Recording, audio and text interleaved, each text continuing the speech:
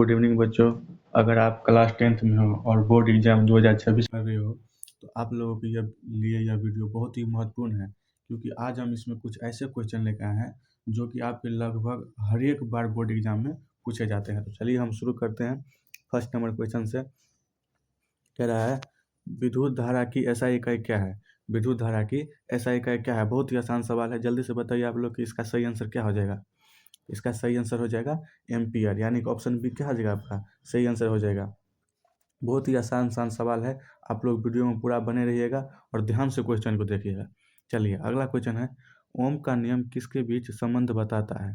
तो ओम का नियम होता क्या है? ओम का नियम होता है V = I इंटू आर। यहाँ पे V क्या है? वोल्टेज, और I क्या आ गया? करेंट। R यहाँ पे क्या हो जाएगा? कांस्टेंट। R कांस्टेंट है, इसीलिए ओम के नियम किसके भी संबंध बताता है। तो इसमें सही आंसर क्या हो जाएगा? इसमें आपका सही आंसर हो जाएगा ऑप्शन है, यानी कि V और I में, वोल्टेज और करंट में। चलिए अगला क्वेश्चन कर रहा है 1 किलोवाट बराबर कितना वाट। 1 किलोवाट बराबर कितना वाट? बहुत ही आसान सवाल है, जल्दी से बताइए आप लोग इसका सही आंसर क्या हो जाएगा। इसका सही आंसर हो जाएगा ऑप्शन सी, यानी कि 1000 वाट। ऑप्शन सी क्या हो जाएगा आपका सही आंसर हो जाएगा। और किलोवाट को कैसे लिखते हैं? kWh, 1 kilowatt. चलिए अगला क्वेश्चन है विद्युत बल्ब में फिलामेंट किस धातु का होता है। तांबा का, एल्यूमिनियम का, टंगस्टन का या लोहा का? जल्दी से बताइए इसका सही आंसर क्या हो जाएगा। इसका सही आंसर हो जाएगा टंगस्टन का, यानी कि ऑप्शन सी क्या हो जाएगा आपका सही आंसर हो जाएगा। बच्चों ये ऐसे प्रश्न है जो लगभग आपके हर एक बार बोर्ड एग्जाम में पूछे जाते हैं। चलिए अगला क्वेश्चन है उत्तल दर्पण किस प्रकार का प्रतिबिंब बनाता है। उत्तल दर्पण किस प्रकार का प्रतिबिंब बनाता है? इसका सही आंसर क्या हो जाएगा? जल्दी से बताइए आप लोग इसका सही आंसर, जल्दी से बताइए आप लोग क्या हो जाएगा। इसका सही आंसर हो जाएगा आभासी और सीधा, यानी कि ऑप्शन सी क्या हो जाएगा आपका सही आंसर हो जाएगा। अगला क्वेश्चन कर रहा है लेंस की क्षमता की एसआई इकाई क्या है। लेंस की क्षमता की एसआई इकाई क्या है? मीटर है या डायोप्टर है या सेमी है या वाट है? बहुत ही आसान सवाल है, जल्दी से बताइए आप लोग इसका सही आंसर क्या हो जाएगा। इसका सही आंसर हो जाएगा डायोप्टर, यानी कि ऑप्शन बी क्या हो जाएगा आपका सही आंसर हो जाएगा। ऑप्शन बी आपका सही आंसर हो जाएगा। अगला क्वेश्चन है प्रकाश का अपवर्तन किस माध्यम में अधिक होता है। वायु में, जल में, कांच में या निर्वात में? इसका सही आंसर क्या हो जाएगा? जल्दी से बताइए आप लोग। इसका सही आंसर हो जाएगा कांच का, यानी कि ऑप्शन सी क्या हो जाएगा आपका सही आंसर हो जाएगा। अगर आप लोगों को क्वेश्चन का पीडीएफ चाहिए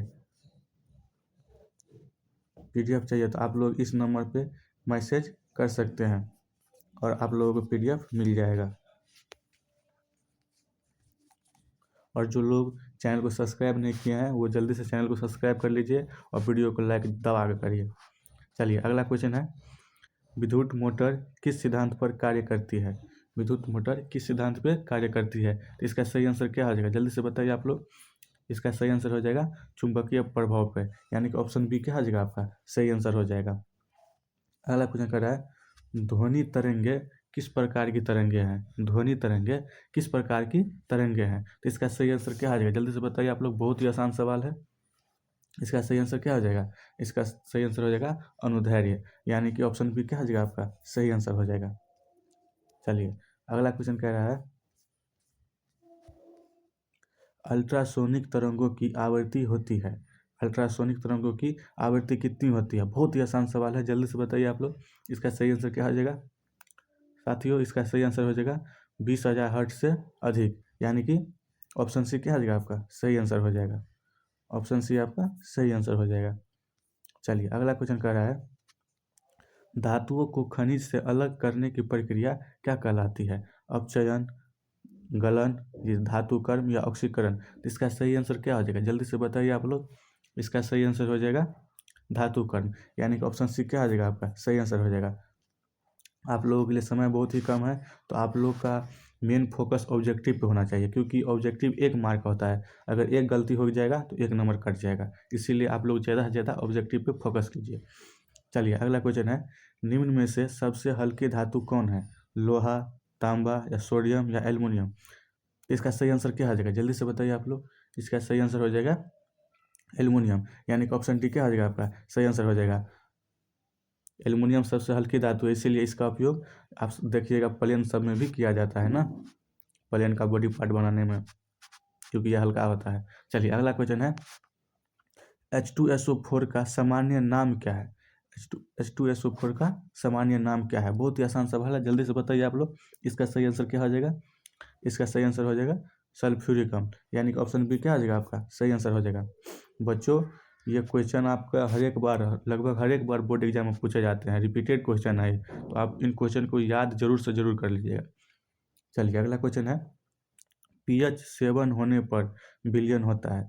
pH 7 होने पर विलयन क्या होता है? अम्लीय होता है या क्षारीय होता है या उदासीन होता है या तीव्र अम्लीय होता है? तो इसका सही आंसर क्या हो जाएगा? जल्दी से बताइए आप लोग। इसका सही आंसर हो जाएगा उदासीन होता है, यानी कि ऑप्शन सी क्या हो जाएगा आपका सही आंसर हो जाएगा। चलिए अगला क्वेश्चन कह रहा है, जिप्सम का रासायनिक सूत्र क्या है? जिप्सम का रासायनिक सूत्र क्या है? इसका सही आंसर क्या हो जाएगा? जल्दी से बताइए आप लोग। जिप्सम का रासायनिक सूत्र होता है CaSO4 इंटू 2H2O, यानी कि ऑप्शन बी क्या हो जाएगा आपका सही आंसर हो जाएगा। कह रहा है, पेट्रोलियम के भिन्नांश पृथक्करण की विधि क्या है? तो इसका सही आंसर क्या हो जाएगा? जल्दी से बताइए आप लोग। इसका सही आंसर हो जाएगा अंश आसवन, क्या हो जाएगा अंश आसवन, यानी कि ऑप्शन सी क्या हो जाएगा आपका सही आंसर हो जाएगा। चलिए अगला क्वेश्चन कर रहा है, साबुन की सफाई क्षमता किस कारण होती है? साबुन जो होता है उसकी सफाई क्षमता किस कारण होती है? तो इसका सही आंसर क्या हो जाएगा? जल्दी से बताइए आप लोग। इसका सही आंसर हो जाएगा ऑप्शन बी इमल्सिफिकेशन। इमल्सिफिकेशन के कारण साबुन की सफाई क्षमता होती है, यानी कि साबुन जो कपड़ा सब धोते हैं उसका। चलिए डिटर्जेंट एक तरफ से, डिटर्जेंट तो सर्फ हो गया, उससे थोड़ा अलग है। अगला क्वेश्चन है, स्टील किसका मिश्र धातु है? स्टील किसका मिश्र धातु है? जल्दी से बताइए आप लोग। इसका सही आंसर क्या हो जाएगा? इसका सही आंसर हो जाएगा लोहा और कार्बन का, यानी कि ऑप्शन बी क्या हो जाएगा आपका सही आंसर हो जाएगा। चलिए अगर आप लोगों को वीडियो अच्छा लग रहा है तो वीडियो को लाइक जरूर करिएगा और कमेंट में ज़रूर बताइए कि आप लोगों को वीडियो कैसा लग रहा है। अगर अच्छा लगे फिर भी बताइए, अच्छा नहीं लग रहा है फिर भी बताइए। चलिए अगला क्वेश्चन है, एथेनॉल का रासायनिक सूत्र होता है। बहुत ही आसान सवाल है और बार बार पूछे जाते हैं। एथेनॉल का रासायनिक सूत्र क्या है? जल्दी से बताइए आप लोग। इसका सही आंसर क्या हो जाएगा? इसका सही आंसर हो जाएगा C2H5OH, यानी कि ऑप्शन बी क्या हो जाएगा आपका सही आंसर हो जाएगा।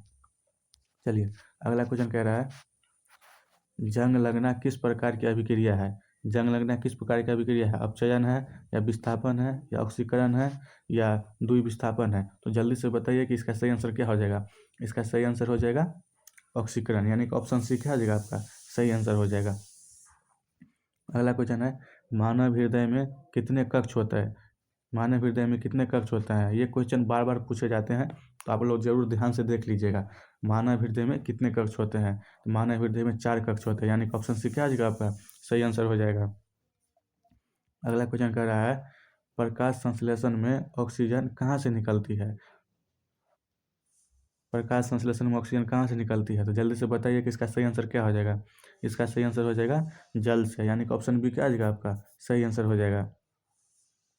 चलिए अगला क्वेश्चन में कर रहा है, पौधों में जल का अवशोषण कहाँ होता है? पौधों में जल का अवशोषण कहाँ होता है? तना में, पत्ती में, मूलरूप में या फूल में? तो इसका सही आंसर क्या आ जाएगा? जल्दी से बताइए आप लोग। इसका सही आंसर हो जाएगा मूलरूप। साथियों